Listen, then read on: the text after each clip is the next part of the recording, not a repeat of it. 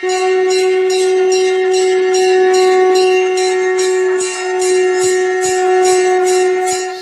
भागवत भगवान की है आरती, पापियों को पाप से है तारती। श्री भागवत भगवान की है आरती, पापियों को पाप से है तारती। ये अमर ग्रंथ, ये मुक्ति पंथ, ये पंचम वेद निराला, नव ज्योति जलाने वाला।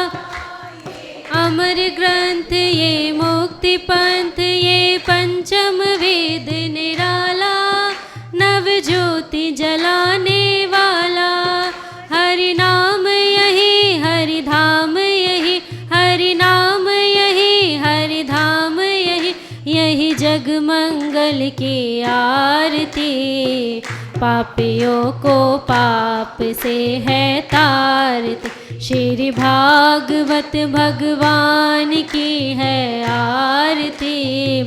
पापियों को पाप से है तारती। ये शांति गीत पावन पुनीत, पापों को मिटाने वाला, हरि दर्श दिखाने वाला। ये शांति गीत पावन पुनीत, पापों को मिटाने वाला, हरि दर्श दिखाने वाला। यह सुख करने, यह दुख हरने, यह सुख करने, यह दुख हरने, श्री मधुसूदन की आरती। पापियों को पाप से है तारती, श्री भागवत भगवान की है आरती। पापियों को पाप से है तारती। ये मधुर बोल जग फंद खोल, सन्मार्ग दिखाने वाला, बिगड़ी को बनाने वाला। ये मधुर बोल जग फंद खोल, सन्मार्ग दिखाने वाला, बिगड़ी को बनाने वाला। श्री राम यही, घनश्याम यही, श्री राम श्याम यही, यही प्रभु महिमा की आरती। पापियों को पाप से है तार, श्री भागवत भगवान की है आरती। पापियों को पाप से है तारती, पापियों को पाप से है तारती, पापियों को पाप से है तारती। बोलिए सद्गुरुदेव भगवान की जय। हमारे श्याम सुंदर भगवान की जय। बांके बिहारी लाल की जय। वृंदावन बिहारी लाल की जय। भागवत महापुराण की जय। जगत की उत्पत्ति, स्थिति और विनाश करने वाले भगवान श्री कृष्ण को हम नमस्कार करते हैं, जो तीनों तापों की निवृत्ति करने वाले हैं, आदि भौतिक, आदि दैविक और आध्यात्मिक। उन श्री कृष्ण को हम नमस्कार करते हैं। अब जिस समय उनका यज्ञोपवीत संस्कार भी नहीं हुआ था, उस समय सुखदेव मुनि जो हैं वो घर से निकल गए, तो व्यास जी जो हैं उनके पीछे पीछे भागे, बेटा बेटा बेटा। देखिए व्यास जी महाभागवत उनके पीछे भागे, बेटा बेटा बेटा। तो क्योंकि सुखदेव मुनि जो हैं उनका पूरा आत्मभाव है सबसे, तो उनके लिए वृक्षों ने जवाब दिया, उन्होंने जवाब नहीं दिया। सुखदेव मुनि के लिए वृक्षों ने जवाब दिया, कौन किसका पुत्र कौन किसका पिता। तो ये सुनकर व्यास जी जो है वो पीछे लौट गए। क्या कहते, सारे वृक्ष जवाब देने हैं, उनकी तो ऐसी आत्म भावना, ऐसी आत्मदृष्टि, कौन किसका बेटा कौन किसका पुत्र कौन किसका पिता। तो ऐसे सुखदेव मुनि को हमारा नमस्कार है। अब सूत जी कहते हैं कि आप कोई ऐसा साधन बताइए जिससे कि सबका कल्याण हो। देखिए गीता जी से भी होता है पर क्या है, गीता जी में केवल सिद्धांत है, और ये जो है ये कथा परायण है, इसमें कथाएं हैं भागवत जी। तो कथाएं जो है उनका मनन करना, उन्हें याद रखना ज़्यादा सरल होता है।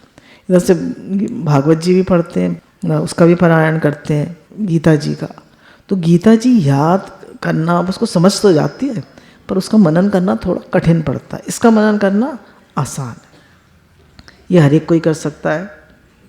तो सूत जी कह रहे हैं कि चिंतामणि केवल लौकिक सुख दे सकती है, कल्पवृक्ष अधिक से अधिक स्वर्गीय सुख दे सकता है, परंतु गुरुदेव प्रसन्न होकर भगवान का योग दुर्लभ नित्य बैकुंठ धाम दे सकते हैं। बोलिए सद्गुरुदेव भगवान की जय।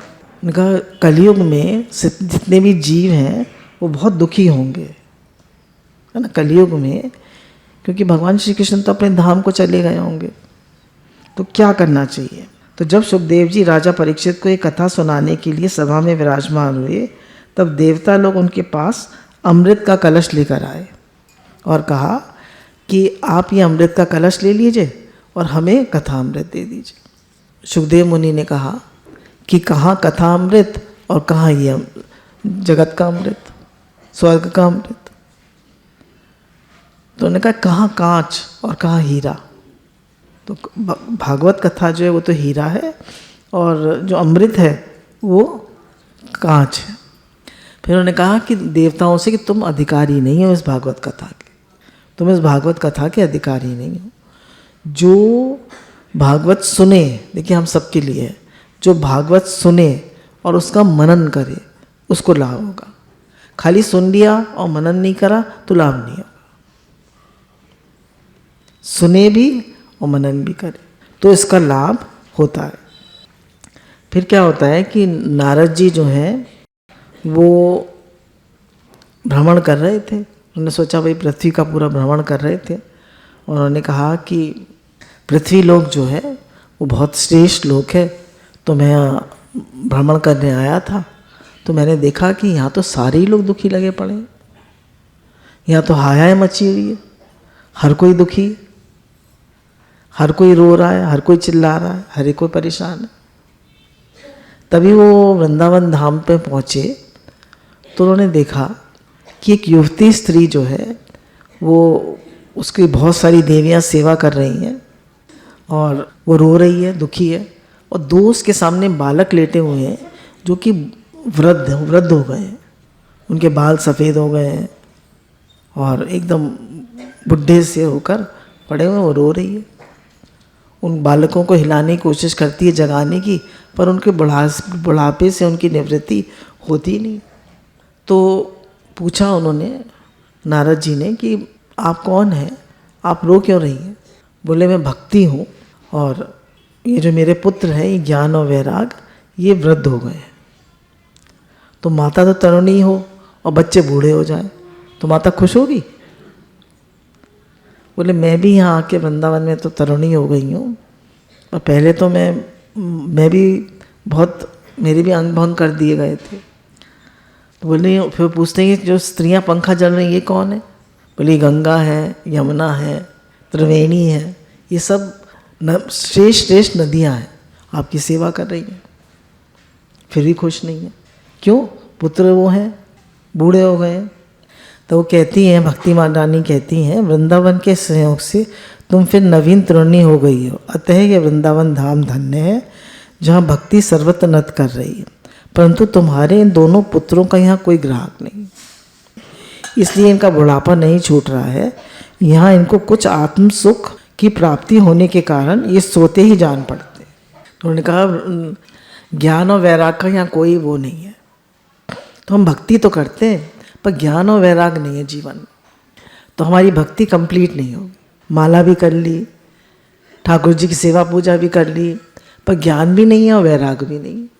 अब ज्ञान क्या है? ज्ञान है भगवान को अपने हृदय में प्रतिष्ठित करना, और वैराग क्या है?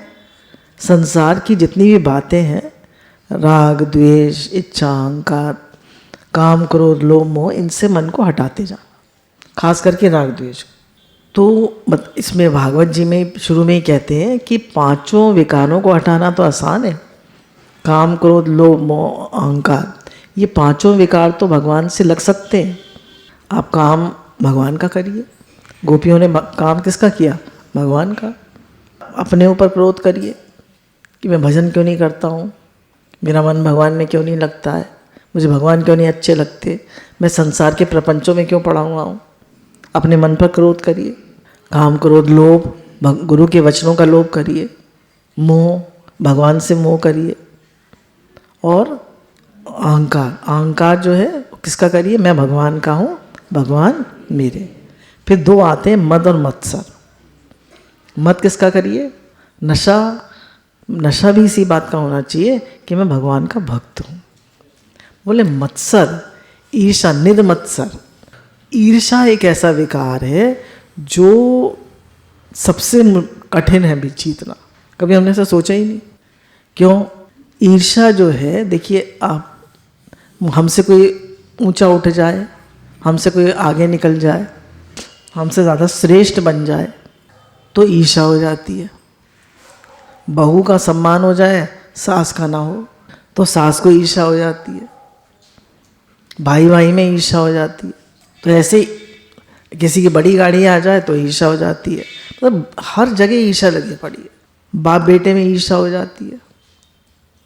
अगर बेटा जो है बाप से आगे निकल जाए तो उसकी सुने ना तो उसको ईर्षा हो जाती है।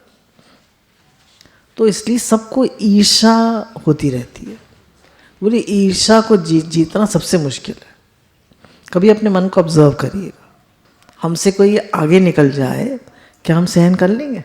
और सब विकार तो भगवान से लग सकते हैं पर ईर्षा नहीं लग सकती। तो बोले ईर्षा को जीतना, भागवत जी कह रही, मैं नहीं कह रही, ईर्षा को जीतना सबसे मुश्किल है।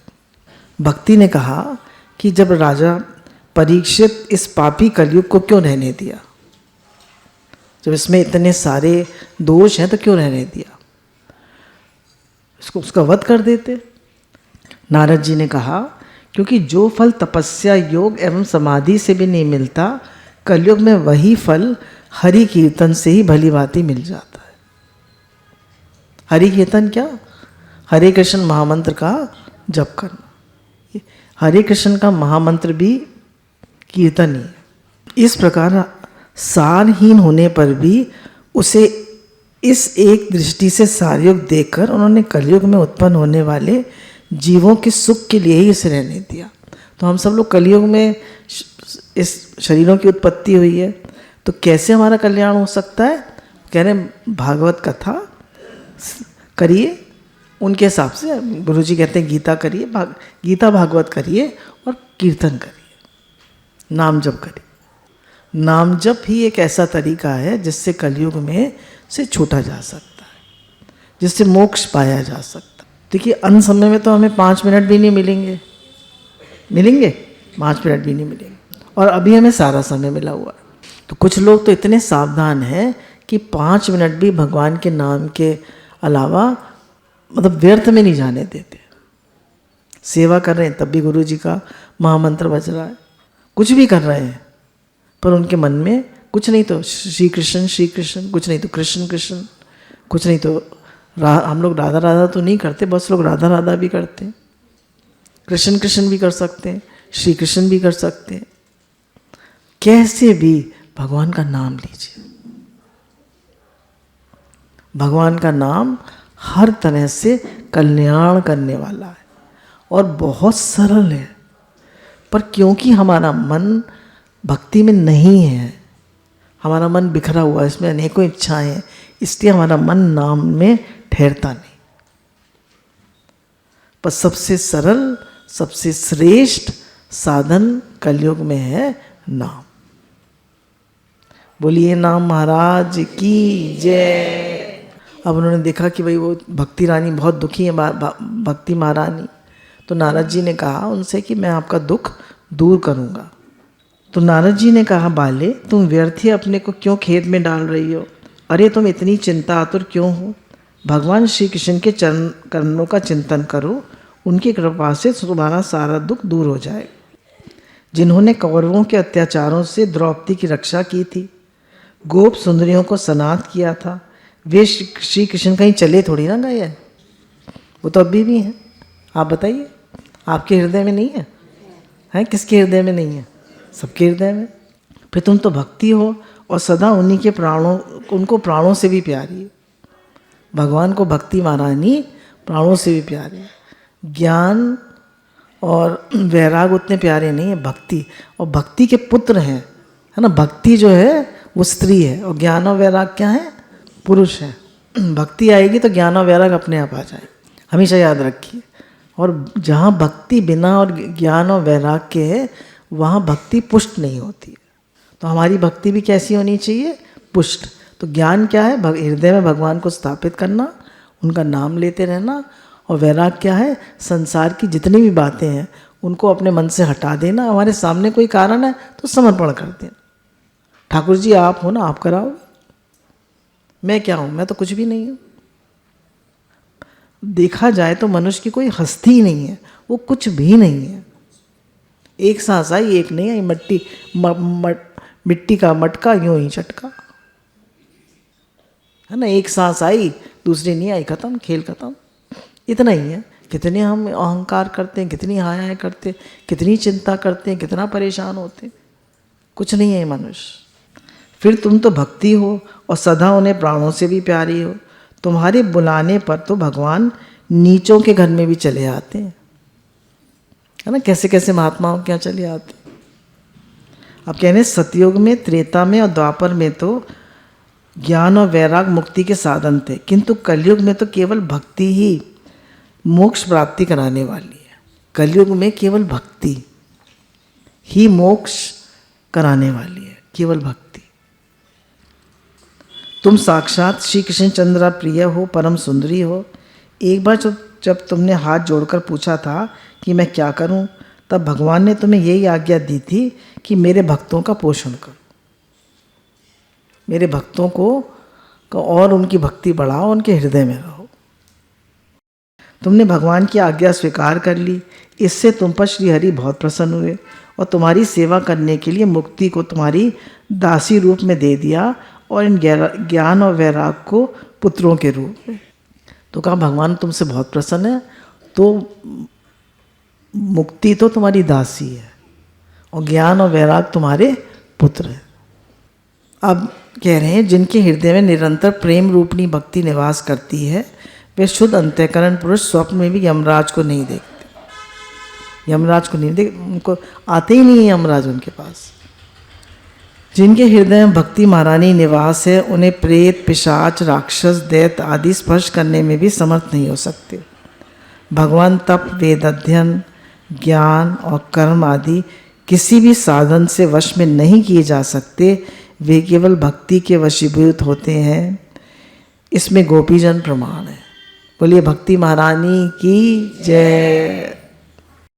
कहने सहस्त्रों जन्मों के पुण्य प्रताप से भक्ति अच्छी लगती है। बोले यज्ञ कर लेंगे, तप कर लेंगे, बड़े बड़े हवन कर लेंगे, बड़े बड़े अनुष्ठान कर लेंगे, पर नाम जप नहीं करेंगे। सत्संग कर लेंगे पर नाम जप नहीं करेंगे, भक्ति नहीं करेंगे। पूर्व काल में भक्त का तिरस्कार करने वाले दुर्वासा ऋषि को कितना कष्ट भोगना पड़ा, जानते हैं ना आप। राजा अम्बरीश कितना कितना दुख भोगना पड़ा उन्हें। 1 साल तक उनके पीछे चक्र घूमता रहा भगवान का। जब वो उनके चरणों में आके उन्होंने माफ़ी मांगी है ना, विष्णु जी के पास गए, शिव जी के पास गए, ब्रह्मा जी के पास गए, किसी ने कहा हम कुछ नहीं कर सकते, तो उन्हें राजा अम्बरीश के चरणों में ही माफ़ी मांगनी पड़ी। तब उनको उनका सुदर्शन चक्र से छुटकारा हुआ। और उनके अंदर कितना दैन्य था राजा अम्बरीश के अंदर। उन्होंने कहा कि भाई मैं अपने सारे पुण्य कर्मों का फल देता हूँ उन्हें। सब कुछ दिया उन्होंने, सब अपने पुण्य कर्मों का फल दिया और तब वो शांत हुए। तब उन्होंने कहा, राजा दुर्वासा ऋषि ने कहा आज मैं भक्त की महिमा को समझाऊं। भक्त मतलब दैन्य। भक्त के अंदर हमेशा दैन्य होता है, सहनशीलता होती है, वो अहंकारी नहीं होता। अब ये बात सुनकर भक्ति के सारे अंग पुष्ट हो गए। पर उसके जो पुत्र थे ज्ञान और वैराग वो वैसे वृद्धि रहे। तो अब नारद जी ने क्या करा, उनको जो उनके पुत्र थे ज्ञान और वैराग, उन्हें वेद ध्वनि करी, वेदांत घोष किया और बार बार गीता पाठ किया। इससे वे जैसे तैसे बहुत जोर लगाकर उठे तो, किंतु आलस के कारण दोनों जवाई लेते रहे और नेत्र उगाड़ कर देख भी ना सके, फिर भी नहीं जागे। किससे? वेद अध्ययन से और गीता पाठ से, वेदांत से, किसी से भी नहीं जागे। वैसे कि वैसे थोड़े सी आंखें तो खोली पर फिर आलस में सो जाते थे। नारद जी को बड़ी चिंता हुई, सोचने लगे अब मुझे क्या करना चाहिए। मैंने कह तो दिया भक्ति मार्गी का दुख दूर करूँगा। उसी समय आकाशवाणी होती है कि तुम कोई सत्कर्म करो जिससे कि तुम्हारे सब कष्ट, भक्ति महारानी के कष्ट निवृत्त होंगे। तो हम नारद जी सोच रहे क्या सत्कर्म करूं, है ना, क्या सत्कर्म करूं, उन्हें समझ में ही नहीं आ रहा था। तो उन्होंने, भगवान ने आकाशवाणी भी गुप्त रूप से कही थी। तब फिर वो जो है सब जगह पूछते फिरे, सब ऋषि मुनियों से और सबसे पूछा भाई कि मैं क्या, कौन सा सत्कर्म करूं जिससे कि भक्ति महारानी के दोनों पुत्र जो हैं वो पुष्ट हो जाए। तो कोई भी कुछ नहीं कुछ कह पाया, बता पाया। बहुत परेशान हुए। उन्होंने कहा मैं बद्रिक आश्रम में जाकर तपस्या करूंगा। नारद जी ने सोचा। तब नारद जी को वहाँ पर सनक सनंदन आदि मिल गए बद्रिक आश्रम में। तो उन्होंने उनसे पूछा कि भाई कैसे इनका ये भक्ति के जो पुत्र हैं दोनों, ज्ञान और वैराग्य, कैसे पुष्ट हो। तो उन्होंने कहा कि भागवत जी का पाठ करो, सप्ताह करो भागवत जी का। भाई भागवत जी क्या है? जो गीता जी का और जो वेद है उन्हीं से तो निकली है भागवत जी। तो भागवत जी को से कहने से क्या होगा, ये तो सारी बातें गीता जी में है, वेदों में है, तो उसमें क्या खास बात हो गई भागवत जी में। तब वो बताते हैं कि सनक सनंदन आदि कहते हैं कि जैसे ईख में चारों तरफ रस होता है, मीठा रस होता है, पर जब तक कि उसकी चीनी ना बनाई जाए या खांड ना बनाई जाए या गुड़ ना बनाई जाए तब तक मिठास नहीं आती। जैसे वृक्ष के पूरे जड़ से लेकर पूरे पत्तों तक रस है, पर जब तक उसमें फल ना लगे तब तक मिठास नहीं आती, है ना, सही बात है ना। जैसे दूध में सब जगह घी है, पर जब तक उसको जमा के उसको बिलोया नहीं जाता तब तक घी ना बने, तब तक पुष्टि नहीं आती। बोले इसी प्रकार जब तक कि तुम, भागवत क्या है, ये एक ऐसा फल है जिसमें कि ना गुठली है ना छिलका है, रसी रस है।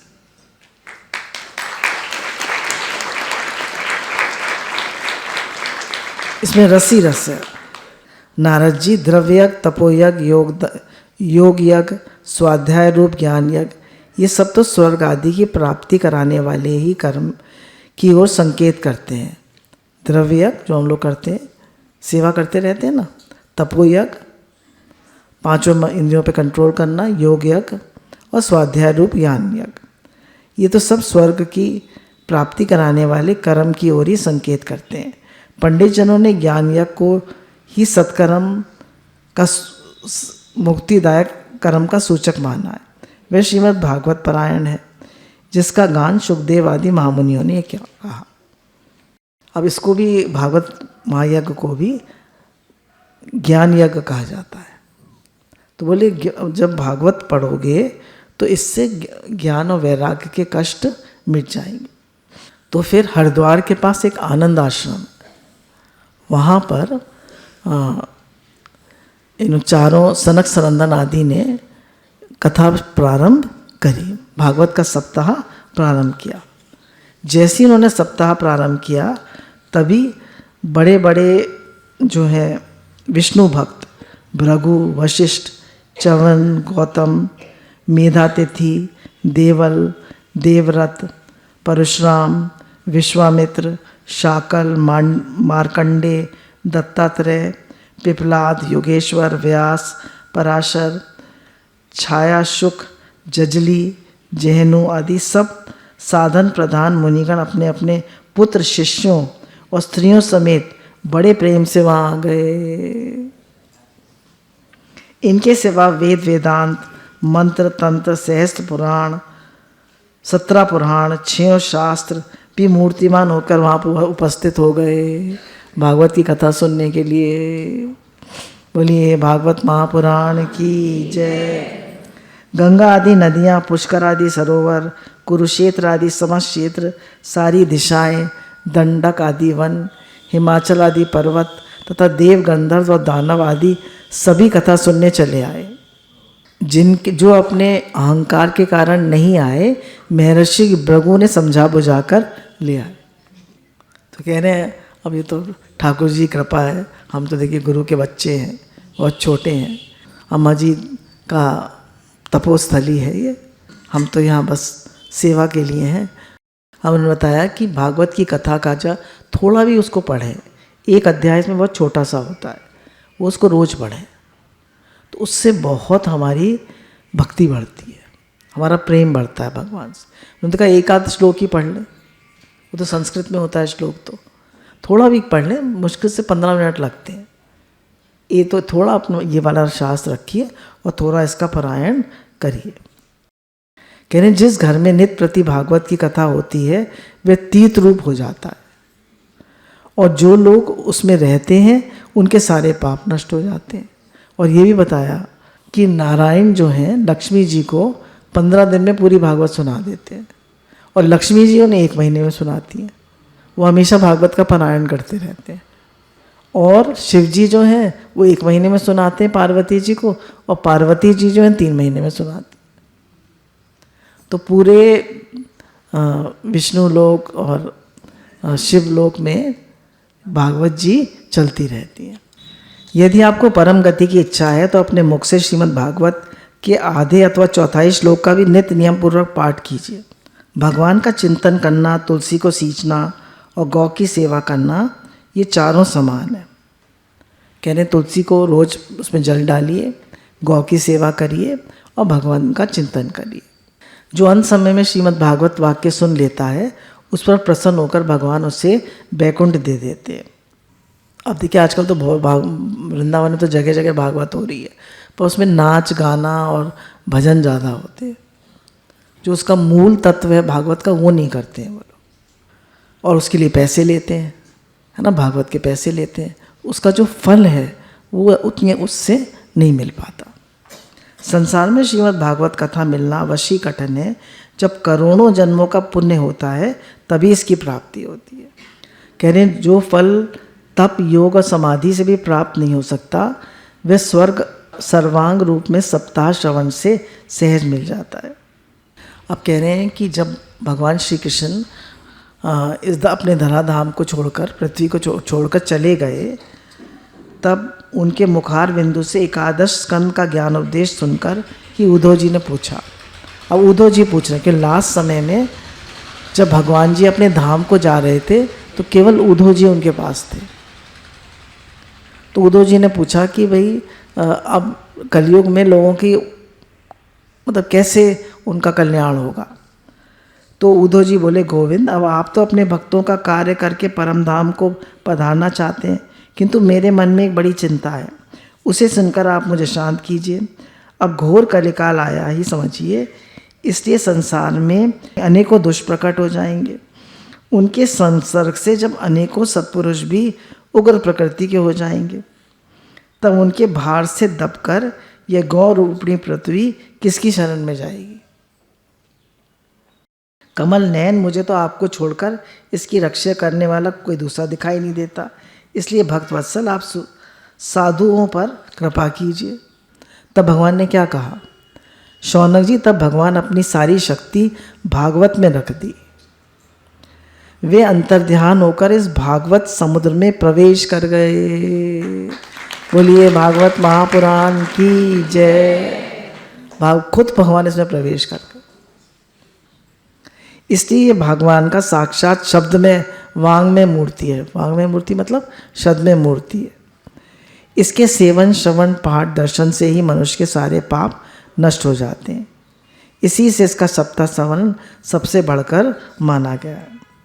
अब जब भक्ति ने इसका महात्मा सुना ना इतना, तो भक्ति जो है वो एकदम पुष्ट हो गई है, और उनके पुत्र भी ज्ञान और वैराग पुष्ट होकर और तीनों नृत्य करने लगे और ये वाला भजन गाने लगे, श्री कृष्ण गोविंद हरे मुरारे, हे नाथ नारायण वासुदेव। अब उन्होंने ये कहा कि भूलोक में ये भागवत साक्षात परम ब्रह्म का विग्रह है। हम इसकी महिमा कहाँ तक वर्णन करें। इसका आश्रय लेकर इसे सुनाने से और सुनने वालों दोनों को श्री भगवान श्री कृष्ण की प्राप्ति हो जाती है। सुनने वाले और सुनाने वाले दोनों, पर बशर्ते सुनने वाले इसका मनन करें। अगर मनन नहीं करेंगे, बोले जिस ज्ञान का मनन नहीं किया जाता वो व्यर्थ हो जाता है। सुने भी और मनन भी करें। जब राजा परीक्षित जो हैं, उन्होंने जब कई यज्ञ करे और अश्वमेघ यज्ञ करे और सब में वो विजय होती गई उनकी, तो जब वो अपने सबसे लोगों के पास गए तो उन्होंने बताया कि जो आपके पूर्वज थे पांचों पांडव, उनकी श्री कृष्ण ने कितनी सेवा करी।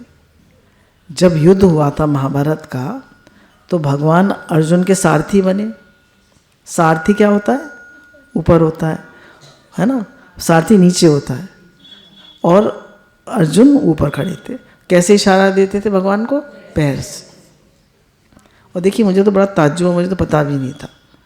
तो दिन भर तो वो अर्जुन के सारथी बनते थे और रात को वीर आसन में बैठ के उनके जो वो थे शिविर था उसकी रक्षा करते थे। शिविर था ना, शिविर लगता है उसमें, तो उसकी रक्षा करते थे वीर आसन में बैठ के।